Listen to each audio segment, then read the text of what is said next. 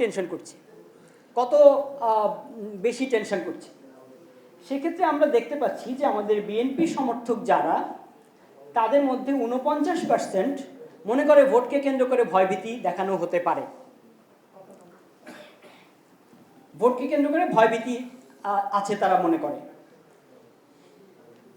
ভোটের ক্ষেত্রে আমরা দেখতে পাচ্ছি যে প্রায় 20% বিএনপি সমর্থক ভোটাররা মনে করে যে ব্যালট দখল হয়ে যেতে পারে কোনো কোনো পক্ষের দ্বারা। 33% বিএনপি সমর্থক ভোটাররা মনে করে যে ভোটের সময় ভুয়া ভোট হতে পারে বা জাল ভোট হতে পারে। 15% বিএনপি সমর্থক ভোটাররা মনে করে যে সরকারিভাবে বা কোনো পক্ষপাতিত্ব হতে পারে। বিভিন্ন ইনস্টিটিউশন, সেটা পুলিশ হতে পারে বা নির্বাচন কমিশন হতে পারে, যে কোনো না কোনো ইনস্টিটিউশন ভোটে পক্ষপাত করতে পারে। আমরা এনসিপির ভোটারদের ক্ষেত্রে দেখেছি 73%, 73% এনসিপি সমর্থক ভোটাররা মনে করেন যে ভোটে ভয়ভীতি দেখানো হতে পারে। 45% এনসিপি সমর্থক ভোটাররা মনে করেন যে ভোটে ব্যালট বাক্স ছিনতাই হতে পারে। 43% ভোটার, 43% ভোটাররা মনে করে এনসিপি সমর্থক যারা, যে ভোটে জাল ভোট বা ফ্রড ভোট হতে পারে। এবং অফিসিয়ালি সরকারিভাবে বা ইনস্টিটিউশনালি পক্ষপাত দুষ্ট ভোট হতে পারে, এমনটা মনে করে 31% এনসিপি সমর্থক ভোটাররা। আমরা যদি জামাতের ক্ষেত্রে দেখি, জামাতের সমর্থক ভোটারদের মধ্যে 71%, 71% ভোটার মনে করে যে ভোট কেন্দ্রে বা ভোট কেন্দ্রে যাওয়া ভোট কেন্দ্রিক ভোটারদেরকে ভয়ভীতি দেখানো হতে পারে। 29%, 29% মনে করে যে ব্যালট বাক্স দখল হতে পারে। 36% মনে করে যে ভুয়া বা জাল ভোটের প্রবণতা থাকতে পারে। এবং 19% মনে করে যে অফিসিয়ালি ইনস্টিটিউশনালি পক্ষপাত দুষ্ট ভোট হতে পারে। অন্যান্য ক্ষেত্রেও আমরা দেখেছি 64% ভয়ভীতির কথা রিপোর্ট করেছে। আচ্ছা, আমরা এবারে আরেকটা চ্যাপ্টারে চলে যাই, সেটা হচ্ছে যে আমরা ভোটাররা কোন পার্টিকে ভোট দিবেন, এই প্রশ্নটা আমরা সামগ্রিকভাবে অ্যানালিসিস করি নাই।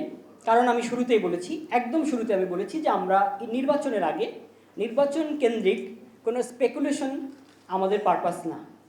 দ্বিতীয়ত, আমরা দেখেছি যে ভোটারদের ওপিনিয়ন প্রতিদিন পরিবর্তন হতে পারে। তো প্রতিদিন পরিবর্তনযোগ্য একটা ভ্যারিয়েবলে আমরা একটা সিদ্ধান্ত বা একটা অ্যানালিসিস করাটা যৌক্তিক না হতে পারে। তাছাড়া আমাদের এই সার্ভেটা যেহেতু জানুয়ারির 31 তারিখে শেষ হয়েছে, জানুয়ারির 31 থেকে ফেব্রুয়ারির 12, এই 11-12 দিনের মধ্যে ভোটের ডাইনামিক্স অনেক পরিবর্তন হতে পারে। আজকে আমরা এটা প্রেজেন্ট করছি 4 তারিখে, এই 4 দিনের মধ্যেও মানুষের ওপিনিয়ন পরিবর্তন হতে পারে। কাজেই আমরা ম্যাক্রো কোনো ডেটা যে অমুক দল বেশি অমুক দল কম, সেটা না করে আমরা কিছু মাইক্রো প্যারামিটারে দেখার চেষ্টা করেছি। আমরা একটা প্যারামিটার দেখেছি, এক্ষেত্রে দুটো মাইক্রো প্যারামিটার আমরা দেখেছি। একটা হচ্ছে যে আওয়ামী লীগের ব্যালটে ইতিপূর্বে যারা ভোট দিয়েছেন, ইতিপূর্বের যে কোনো নির্বাচনে কোনো না কোনো সময় যারা আওয়ামী লীগে ভোট দিয়েছেন বা নৌকায় ভোট দিয়েছেন, তাদের ব্যালট যেহেতু নাই, সেই ক্ষেত্রে তারা কাদেরকে ভোট দিতে পারেন বা তারা কাকে ভোট দিবেন বলে মনে করছেন। সেক্ষেত্রে আমরা দেখেছি যে আমরা যে অপশনগুলো পেয়েছি, বিএনপি, জামাত, অন্যান্য এবং এনসিপি, এছাড়া নিউট্রাল বা আনডিসাইডেড, এরকম অপশনে আমরা দেখেছি যে সকল পক্ষই কিছু কিছু ভোট আওয়ামী লীগের ব্যালট থেকে পাবে। অর্থাৎ আওয়ামী লীগের যারা ভোট দিয়েছিলেন সেই ভোটারদের ভোট সকল পক্ষই কিছু না কিছু পাবে। সেক্ষেত্রে আমরা দেখতে পাচ্ছি সিগনিফিকেন্টলি 48%, 48.2% বা 48%-এরও বেশি ভোটার যারা অতিপূর্বে নৌকায় ভোট দিয়েছেন, তারা বিএনপিতে ভোট দেবেন বলে আমাদেরকে রিপোর্ট করেছেন বা আমাদের ডেটা শো করছে। এক্ষেত্রে আমরা 29.9%, অর্থাৎ প্রায় 30% ভোটার জামাত ইসলামীতে ভোট দিবেন বলে রিপোর্টে দেখা যাচ্ছে, তথ্যে দেখা যাচ্ছে। অন্যান্য বিভিন্ন দলের কথা রিপোর্ট করেছেন 13%, এনসিপির কথা মেনশন করেছেন 6.5, প্রায় 6.5%,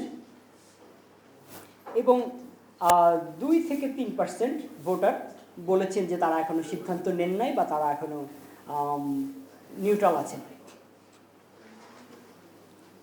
আচ্ছা, আরেকটা প্যারামিটার, এইটা আগের প্যারামিটার থেকে আলাদা, দুটোর সঙ্গে আমরা কোরিলেশন করছি না, দুটো সম্পূর্ণ আলাদা ইন্ডিপেন্ডেন্ট প্যারামিটারে আমরা বিচার করেছি। এক্সকিউজ মি, অনেক জায়গা খালি আছে, আমরা কাইন্ডলি একটু খালি জায়গাগুলোতে মুভ করলে ভালো। আচ্ছা, আমরা আরেকটা প্যারামিটারে যেটা যাচাই করেছি সেটা হচ্ছে যারা 2008 সালের নির্বাচনের পরে ভোটার হয়েছেন তারা, অর্থাৎ যারা 2008 সালের পর থেকে শুরু করে এখন পর্যন্ত কোনো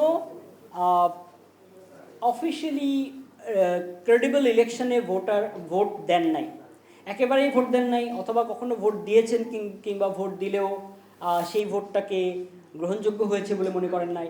সো এই 2008 সালের পরে ভোটার হয়েছেন, এটা আমরা ক্লাসিফাই করেছি ভোটারদের ডেমোগ্রাফিক ইনফরমেশন থেকে। অর্থাৎ এই যে 11,000 ভোটারের ইন্টারভিউ আমরা নিয়েছি, সেই 11,000 ভোটারের মধ্যে যাদের বয়স 2008-এর পরে, অর্থাৎ যারা 2008-এর পরে ভোটার হয়েছেন, অর্থাৎ যাদের বয়স 2008-এর পরে 18 হয়েছে, তাদের কাছ থেকে আমরা যে আনসারগুলো পেয়েছি সেগুলো থেকে আমরা এই রিপোর্টটা এটা জেনারেটেড হয়েছে।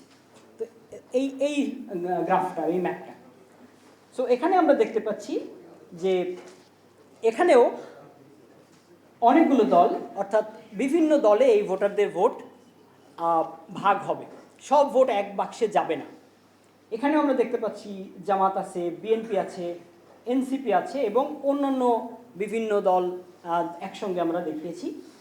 তো এক্ষেত্রে আমরা দেখতে পাচ্ছি যে 37.4% মানুষ যারা 2008 সালের পরে ভোটার হয়েছেন তারা জামাত ইসলামীতে ভোট দিবেন বলে আমাদেরকে রিপোর্ট করেছেন। এটা আমাদের রাইট। দ্বিতীয় পয়েন্টে 27% মানুষ মেনশন করেছেন যে তারা বিএনপিকে ভোট দিবেন, 17% মানুষ মেনশন করেছেন যে তারা এনসিপিকে ভোট দেবেন এবং 18.6% অন্যান্য দলের কথা বলেছে, সবগুলো মিলে। আচ্ছা, সো এখানে ইয়াংদের ভোটও বিভিন্ন দলে স্প্লিট হচ্ছে, এটাই আমাদের ফাইন্ডিংস বলছে। আচ্ছা, আর লাস্ট প্যারামিটার সেটা হচ্ছে মানুষ ভোট কেন্দ্রে ভোট দিতে যাবে, ভোট দেবে, তারা আসলে কি দেখে ভোট দেবে। আমরা লিডারশিপের প্যারামিটার আগে ব্যাখ্যা করেছি, কমিটমেন্টের প্যারামিটার্সগুলো ব্যাখ্যা করেছি, যে করাপশন থেকে শুরু করে রিলিজন পর্যন্ত। এখানে আমরা দেখছি যে স্পেসিফিকভাবে ক্যান্ডিডেট না পার্টি, ক্যান্ডিডেট না মার্কা, প্রার্থী না মার্কা, এইখানে একটা ডাইনামিক্স আমরা আছে। আমরা মাঝে মাঝেই শুনি যে মানুষ বোধহয় শুধু প্রার্থী দেখে ভোট দেয় বা মানুষ বোধহয় শুধু মার্কা দেখে ভোট দেয়। আমাদের এই ফাইন্ডিংসটা আমাদেরকে সুনির্দিষ্টভাবে ইন্ডিকেট করে যে মানুষ, অধিকাংশ মানুষ উভয়কে ফোকাস করে, তবে শুধু মার্কা দেখে ভোট দেওয়ার সংখ্যার চেয়ে প্রার্থীর যোগ্যতা বা প্রার্থী এবং মার্কার সমন্বিত যোগ্যতা দেখে ভোট দেওয়ার প্রবণতা সবচেয়ে বেশি।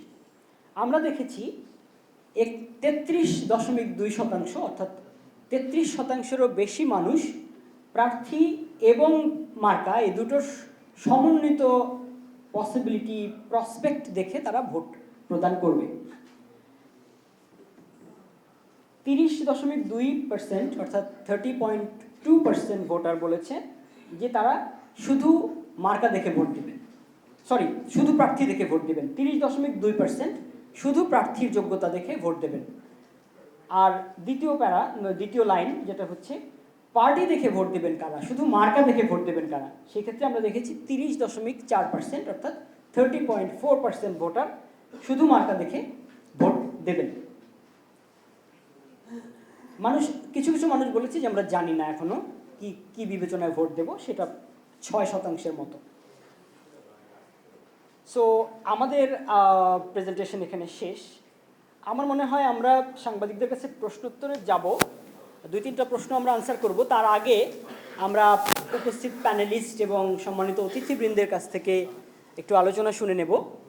আমাদের এখানে উপস্থিত আছেন